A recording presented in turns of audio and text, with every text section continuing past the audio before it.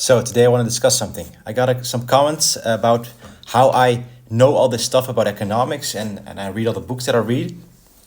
Yeah, I think I just want to talk about it a little bit because I think I read pretty fast. That's like one of the only skills I have. I cannot do a lot of things, but I can read really fast.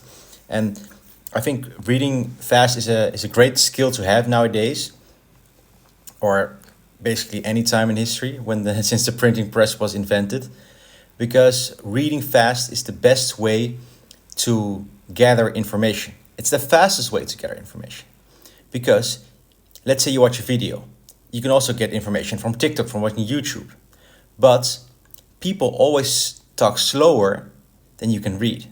Of course, depends on how fast you read, but if you reach a certain level of reading speed, which most people are already on, then they can read faster than people can speak. So let's say you want to learn stuff. Well, the fastest way by learning is doing, but let's say you want to first get some information. The best way to do this would be by reading. And this is something that can be trained. There are multiple ways to do it. For example, don't read the words out loud.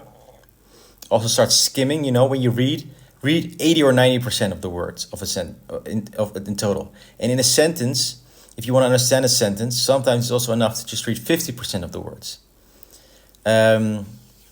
And try practicing by, reading just the first, the middle, and the last word of each sentence.